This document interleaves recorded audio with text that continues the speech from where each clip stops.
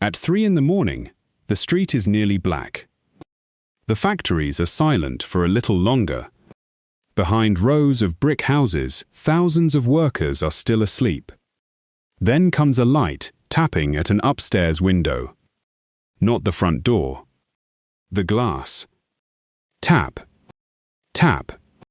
Tap. A curtain moves. The figure in the street sees it and walks on to the next house. This is not a burglar, a prankster, or an impatient neighbor. It is a paid service.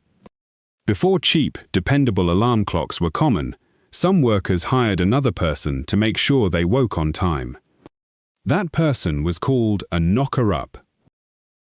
And for decades, entire morning shifts could begin with a human being standing outside in the dark, holding a very long stick. People had always needed to wake early. Farmers, sailors, bakers, servants, and market traders managed it through habit, household routines, bells, animals, and other people. The new problem was not simply waking up. It was waking up at the exact time demanded by industrial work. In the 19th century, factory towns ran on synchronized shifts, and a mill did not wait because one worker had slept badly. Gates closed, machines started, and lateness could mean a fine or lost pay. A surviving clock from Park Green Silk Mill in Macclesfield makes the change unusually clear. Installed in 1810, it had 2 dials. One showed ordinary time. The other showed what the museum calls mill time, linked to the water wheel that drove production. Work and time were becoming part of the same mechanism. For a family living close to the edge, a missed shift was not a small inconvenience. It could damage the week's budget. Punctuality had become valuable, but the tools for guaranteeing it were not yet equally available to everyone. Mechanical alarm devices already existed, so this is not a story about a world with no alarm clocks at all. It is a story about cost, reliability, and access. In the middle of the 19th century, an adjustable alarm clock was still a specialized purchase. Mass production would make alarms cheaper and more common, but that change took time. A clock also had to be trusted, maintained, and loud enough to wake a tired sleeper in a crowded house. Factories used whistles and bells to organize whole districts. Those sounds could signal the hour, but they did not solve every household's problem. Shift times varied. Homes sat at different distances. Some sleepers needed a more personal guarantee. The solution was strikingly direct. If a machine was too expensive, hire a person. The customer paid a small weekly fee, gave the caller an address and a time, and expected a knock that could not be confused with the general noise of the street. Newspaper references to professional wake-up callers begin appearing in the 1850s, especially in industrial towns. In Manchester, in 1850, one notice advertised knocking up at 2p a week. 3 years later, a newspaper claimed that knocker-ups in Manchester were almost as common as beer houses. The line was probably comic exaggeration, but it tells us that readers already recognized the job. Similar services existed elsewhere in Europe. In France, they were called réveilleurs. In parts of Italy, callers were known as hooters. Britain, however, produced an especially rich record of the trade in mill and factory towns. The work could be arranged privately, through an agency, or by an employer. In 1879, for example, the Burnley Gas Committee hired a man to wake workers for an early shift. This was not a ceremonial role. It was a small business built around one promise: I will be outside your window when you cannot afford to be late. At first, a caller might use a whistle, a hammer, or a heavy knock. That created an obvious problem. The paying customer woke up, but so did everyone nearby, including people who had paid nothing. The trade developed more precise tools. Some knocker-ups carried long poles or fishing rods that could reach an upstairs bedroom. A piece of wire or whalebone at the end made a light, sharp sound against the glass. Others used a narrow tube to shoot dried peas at the window. The idea sounds comic now, but it was practical. A pea could reach a high pane without the caller shouting beneath it. The caller also needed proof that the job was done. According to the historical record, some waited until they saw a sign from inside, a curtain moving, a light appearing, or a face at the window.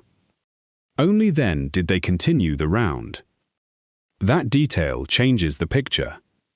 The service was not simply noise. It was a small exchange of trust between two tired people, conducted through a pane of glass before sunrise. A successful route depended on geography. Customers had to be clustered closely enough for one person to reach them at the promised times. A caller might begin as early as 3 in the morning and move street by street, following a handwritten list. Prices varied by hour and season. An 1853 report described weekly fees of 2 or 3 pence for customers who needed to rise at 6 or later, with a higher charge for earlier calls. Winter could cost more because the work was colder, darker, and busier. By 1877, some reports described callers serving between 80 and 100 clients in a day. That does not mean every knocker-up had a route that large, but it shows how organized the business could become. The customer bought punctuality. The caller sold time, distance, and the willingness to stay awake while everyone else slept. Like many informal jobs, the trade sat between household service and public infrastructure. It was personal, but it helped whole mills and factories function on schedule. There was no single type of knocker-up. Men, women, and children all did the job. Some police officers reportedly added wake-up calls to their night rounds. Some callers were hired directly by mills, while others collected small weekly payments from individual households. The surviving record includes women such as Mary Smith, remembered for using a pea shooter in London. Her best-known photograph was taken in 1931, long after the Victorian period that shaped the trade. In Leeds, Catherine Jowett was profiled in 1925 at the age of 85. The report said she had been waking workers for nearly 40 years and still carried a wrapper and a lantern. These names matter because the job can easily become a novelty in a list of strange old occupations. For the people doing it, this was income. It meant dark streets, bad weather, careful timing, and customers who might blame you if their shift was missed. There is one question the job almost demands. Who woke the knocker-up? Often, the simplest answer was nobody. Many callers stayed awake through the night, then began their rounds before dawn and slept later in the day. But the historical record also preserves more complicated arrangements. In Leeds, in 1898, one knocker-up reportedly organized a chain of people so that someone else would wake him before he woke his own customers. The paradox became a running joke in newspapers.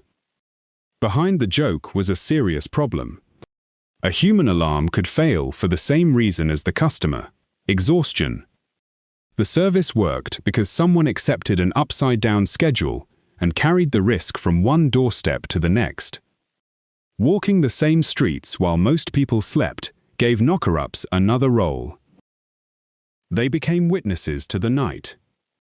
Newspaper accounts describe callers noticing fires and raising the alarm. In Bradford, in 1876, a knocker-up named Bailey reportedly discovered a house fire around 2 in the morning and helped wake the family.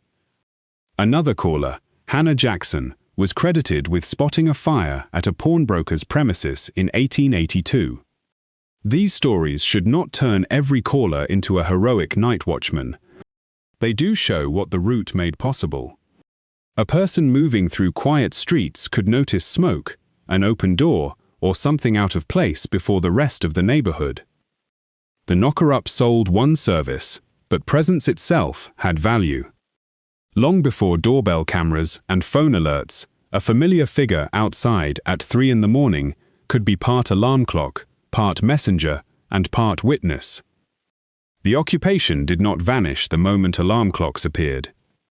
It faded as the alternative became cheaper, more reliable, and easier to own. By the late 19th century, alarm makers were advertising directly against paid wake-up services. Factories also adopted electric buzzers and other signaling systems. The human caller now had to compete with a device that worked every day and did not charge by the week. Even then, the change was gradual. Cheap clocks could still be mistrusted. Some were so harshly loud that newspapers mocked them. Customers kept familiar arrangements, and certain callers continued for decades. The trade survived well into the 20th century. A 1959 obituary reported that Mrs. M.A. Law had worked as a knocker-up until 1952. It is safer to say the occupation dwindled into the 1950s than to give it one final ending date. By then, the job had become a memory in most places. The tap on the window had moved inside the house and onto the bedside table. The knocker-up seems unusual because the work has disappeared. The need has not. We still arrange our lives around exact hours, early shifts, and the fear of sleeping through something important. What changed was the method. A relationship between two people became a private machine, and later, a phone beside the bed. That is what ordinary history often looks like. Not a sudden invention replacing the past overnight, but an old service becoming less necessary, one household at a time. If you want more stories about the hidden systems behind everyday life, subscribe to Before It Was Normal. The next ordinary habit may have a much stranger past than you think.